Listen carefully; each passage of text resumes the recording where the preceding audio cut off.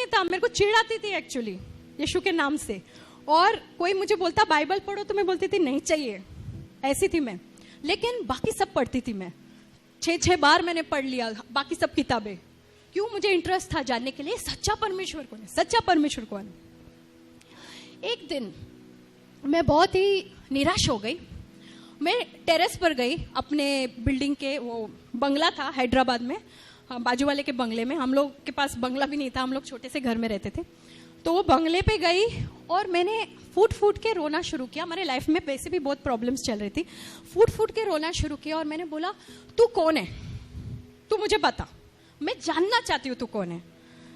ऐसे आसमान को देख के मैंने बोला तू अदृश्य परमेश्वर, मैं नहीं जानती तू कौन है, पर तू मुझे बता। मैं तेरे को कोई नाम नहीं देती, कोई धर्म नहीं देती हूँ, बट तू मुझे अपने आप को प्रकट कर। मैं सब कुछ तेरे हाथों में छोड़ती हूँ। अब आगे क्या होगा तू ही देख ले, तू मुझे बता तू कौन है बस। और मेरे को रातों को नींद नहीं आती थी इस बात को लेकर कि परमेश्वर कौन है एक्चुअली, वो एक जीवित परमेश्वर कौन है इतने सारे नामों में। और फिर ये मैंने बात उनके हाथों में छोड़ दी। मुझे साइंटिस्ट बनना था, पढ़ाई में बहुत रुचि थी मेरी। और हालांकि पढ़ाई में बहुत गैप्स आए प्रॉब्लम की वजह से। तो जब मैं 10वीं कर रही थी मुझे लगा कि मैं कॉलेज भी जाऊंगी। मेरा कॉलेज के फॉर्म्स भरने तैयारी हो रही थी। इतने में ये हुआ, मम्मी बोली चलो मुंबई चलते, देखना पड़ेगा किधर है वो, वरना हम लोग गुजारा कैसे करेंगे, कोई नहीं हमारी मदद करने वाला, कोई भी नहीं।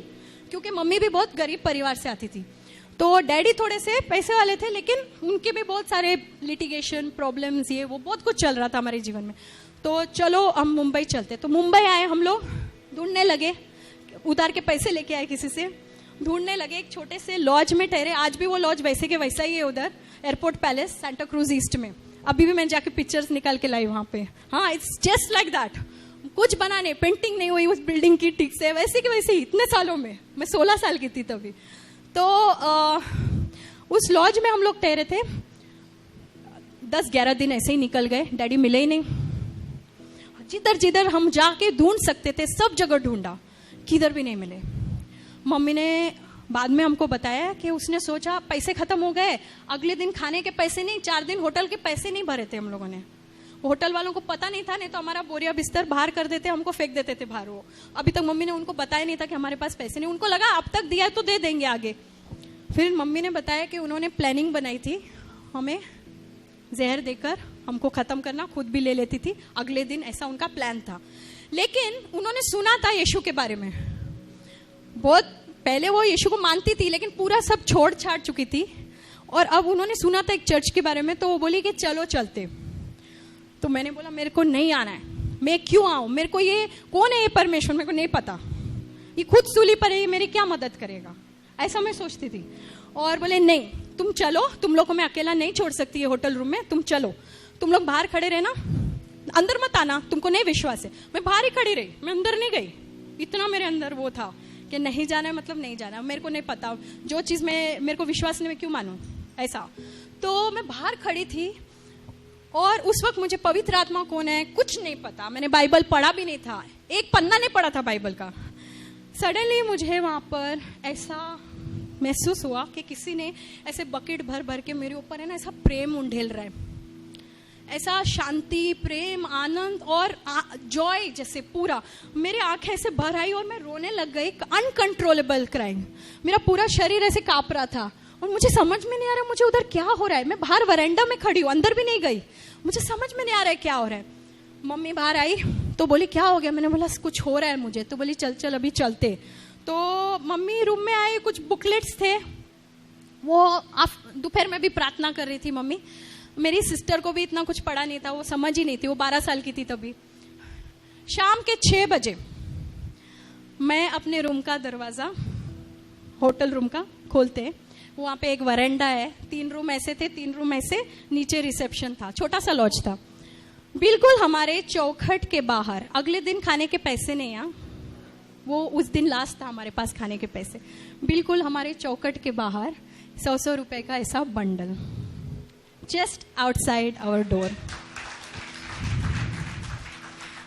ऐसे नोट जो बैंक से निकले हुए, जिसपे एक पेन या पान का दाग नहीं, उन दिनों में तो बहुत गंदे नोट होते थे, ऐसा नोट जैसे अभी किसी ने बैंक से निकाला हो, ऐसा नोट मैं हाथ में, मैं कांप रही हूँ, मैं मम्मी को जाके दिया तो मम्मी ने बोला कि इधर ही रख पैसे, बोलना मत पैसे हमारे पास है, नहीं तो कोई भी बोलेगा मेरा है करके, नीचे जा पूछ कि किसी का पैसा गुम हो गया है या चोरी हुआ है कि क्या है। हो सकता है कस्टमर जब सामने वाला हो उसके पॉकेट से गिर गया हो। नीचे जाके पूछा वो वेटर वो लोग से, तो बोले बेबी ऐसा क्यों पूछ रहे हो, ऐसा तो कुछ नहीं है।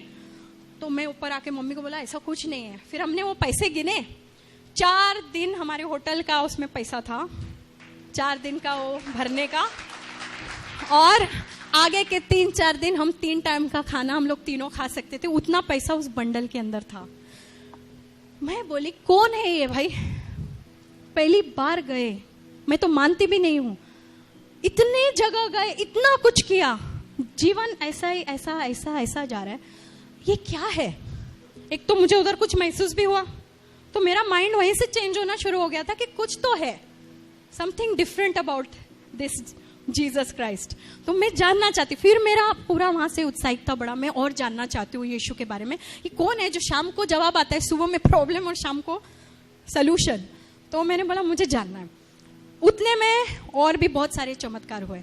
वो एक अंकल थे हमारे वहीं से, मैं जो साइंटिस्ट बनना चाह रही हूँ, मैं क्यों आपको ये बता रही हूँ, क्योंकि आप सब भी बहुत आशाएं लेकर बैठे होंगे, मुझे ये बनना है, मुझे वो बनना है, और हो सकता है कि प्रभु की भी इच्छा आपके लिए वो हो, तो वो जरूर आपके जीवन में पूरा होगा। लेकिन कभी कभी प्रभु की इच्छा हमारे लिए कुछ और होती है। क्यों? क्योंकि वो जानता है कि आपकी काबिलियत क्या है, वो आपको किस क्षेत्र में इस्तेमाल कर सकता है। जरूरी नहीं आपने जो सोचा वही हो, जो क्षेत्र प्रभु आपको लेकर जाएगा वहां पर वो आपका पूरा पूरा इस्तेमाल करेगा। कहाँ साइंटिस्ट और कहाँ एक्टर, जमीन आसमान का फर्क। तो उसके बाद एक अंकल थे जिनके यहाँ मैसेज मेरी मम्मी ने छोड़ा हुआ था, बहुत पुराने पहचान के, जिन्होंने मेरे को बचपन में, आप में से कितने ने देखा है पता नहीं, वीराना फिल्म की थी मैंने, एक हॉरर फिल्म थी जिसमें मैंने हीरोइन के बचपन का रोल किया था। मैं 9 साल की थी तभी, हॉरर फिल्म। तो वो अंकल ने मुझे करवाया था, वो हॉरर फिल्म के राइटर थे। वो आए, वहां मैसेज छोड़ा था, वो आउट ऑफ टाउन थे, वो भी सही समय पर आए जब हमारा ये पैसा खत्म होने को आ रहा है, वो आ गए। आगे उन्होंने हमारी और मदद की, और सबसे बड़ा चमत्कार, वो वहां बैठते हैं, एक फोन लगाते हैं, एक बहुत भले मानुस को, जो एक फैमिली टाइप आदमी थे, बिजनेसमैन थे, उन्होंने फिल्म बनाने की सोची थी लेकिन उनका फिल्म फ्लॉप हो गया था, तो उन्होंने एक ऑफिस कम रेजिडेंस जैसे लेके रखा था शास्त्री नगर लोखंड वाला बहुत पॉश एरिया में। अब वो 8 महीने का रेंट भर चुके थे वहां पे, और वो ऑफिस यूज ही नहीं कर रहे थे, और वो जो लैंडलॉर्ड थी वो पैसे वापस नहीं कर रही थी, बोली कि 8 महीना रह के आप छोड़ दो। वो खाली घर ऐसे ही पड़ा था, फुल्ली फर्निश्ड। इनको उसी वक्त उनकी याद आना, ये उनको फोन करके बोलते हैं कि एक फैमिली है, परिवार, इनके डैडी अभी तक इनको मिले नहीं है। तो उनके खुद के 3 बेटियां, तो उनको भी फीलिंग हुई, वो ममता जगी उनमें, और बोला कि इनको आने दो, रहने दो, जब तक इनके डैडी मिलते 2-3 महीना हम सीधा एक लॉज रूम से सीधा एक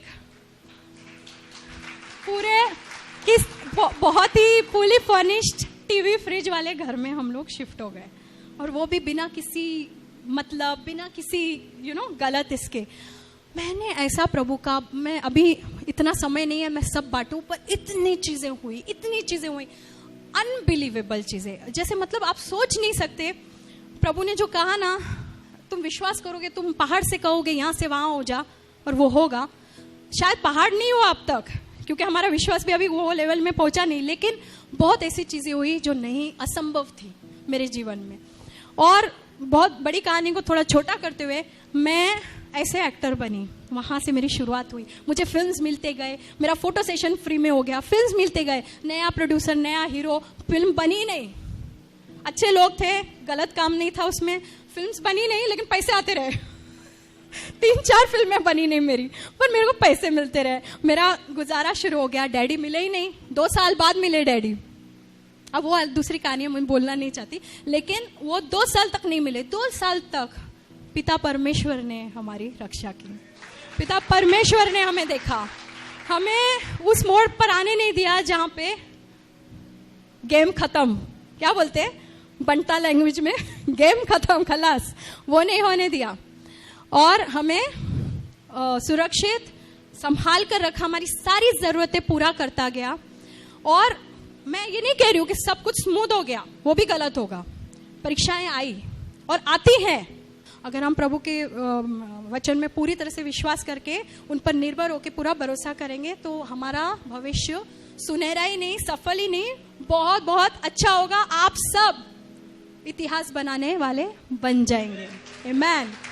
यस, सब इतिहास बनाने वाले बन जाएंगे। अभी शक्तिमान, मैं नहीं कहती हूँ मैंने कोई बड़ा काम किया है, कोई मतलब देश को बचाने वाला काम है, ऐसा कुछ नहीं है, लेकिन शक्तिमान इतिहास के पन्ने में चला गया है। और किसने? प्रभु ने किया मेरे जीवन में। धन्यवाद हो उनका। और आने वाले कल में बहुत कुछ होने वाला है, मुझे पता है। अभी वो क्या क्या कहा ब्रदर ने, पिक्चर अभी बाकी है, अभी खत्म नहीं हुई।